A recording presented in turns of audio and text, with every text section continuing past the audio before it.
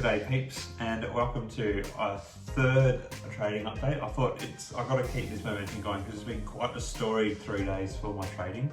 So I thought I'd continue that. Bit to talk about: inflation, my moves on in America last night, plus what was happening here in Australia today. So I'll start with the inflation data because that was kind of one of the big topics I was focused on last week. I even put out a little extra announcement last night in regards to that. But the CPI data came out last night and it was slightly higher than analysts had been predicting. And it's the second month in a row that that's happened.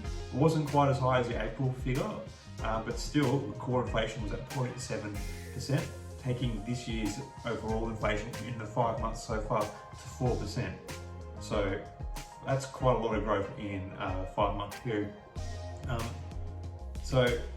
And it's kind of in line with some data that's coming from other countries. Like I spoke earlier this week, that in China their inflation figure rose to 9% this week.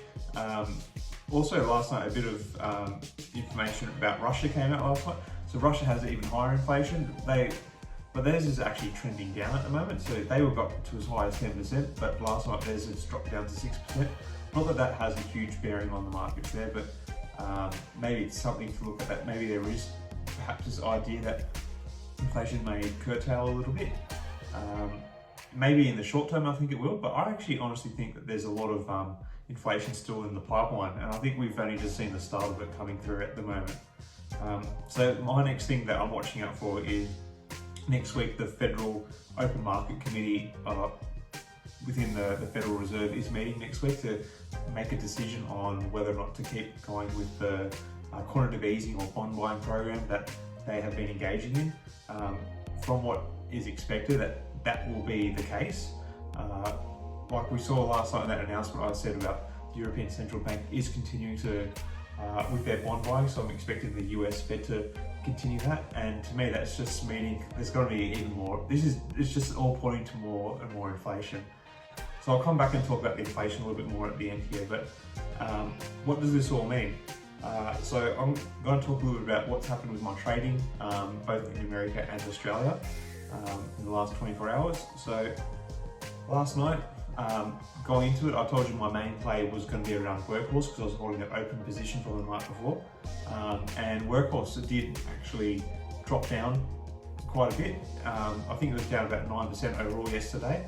It had an initial drop, which was all indicated in the pre-market data, and I did sell out towards the bottom of that initial drop.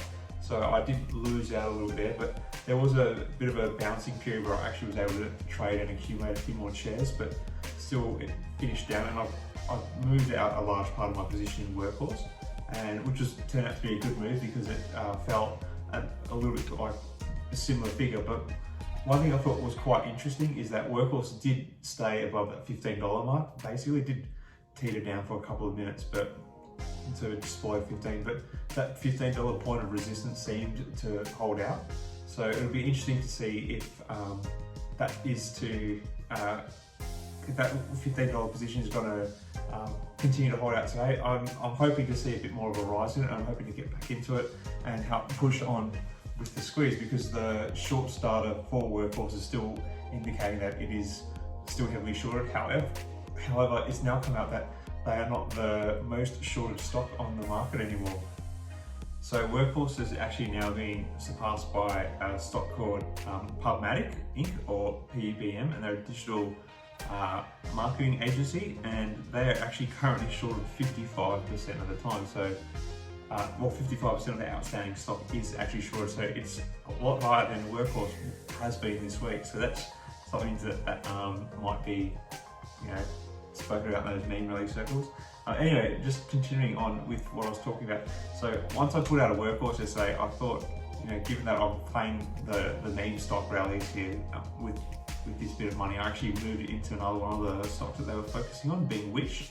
So Wish shot up yesterday, but it sort of came down. It still finished up a few percent up, and the point that I purchased that, it didn't really change too much from there throughout the rest of the night. It did drop down and sort of come back up to it. So what I'm sitting on at Wish I've bought it in about 10.75. It's still sitting around 10.75 I think it's at 10.69 at the moment. So I'm hoping for a bit of a jump in wish.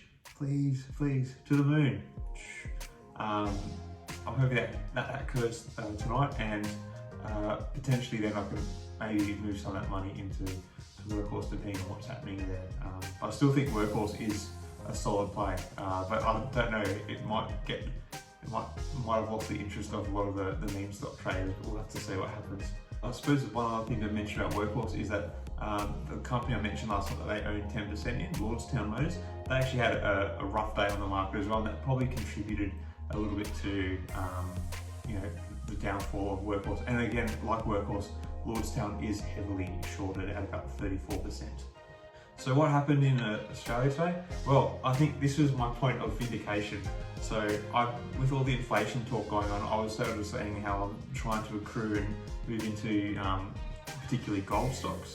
And basically on the ASX today, other than the financial sector, there was a bit of a boom in a lot of shares, but particularly, and I'm very happy to say, my Northern Star resources got up to about 5.5% from its opening mark this morning. And another position I had in, which wasn't a gold miner, this one was a predominantly iron ore miner called Fortescue Metals, that had about a 4% jump today as well.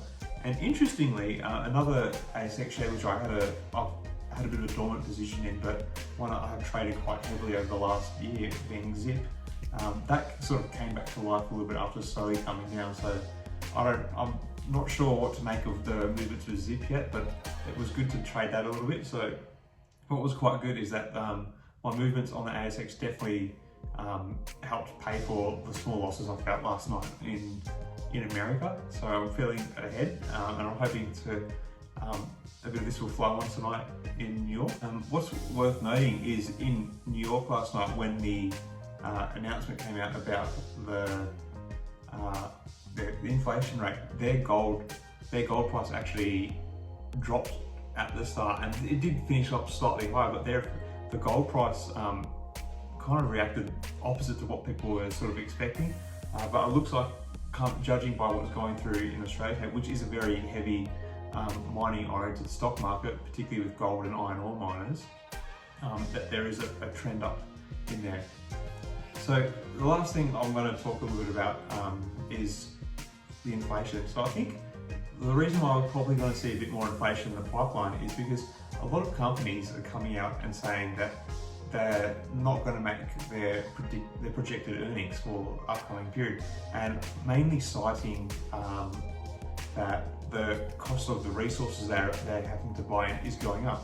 So this hasn't been generally priced into their products yet. So that's going to be priced into their products, and it's obviously that means the consumer is going to be paying more for it. Now, where I think we have a bit of a problem here is that, so the prices of goods are going to go up, so we're going to start to get inflation.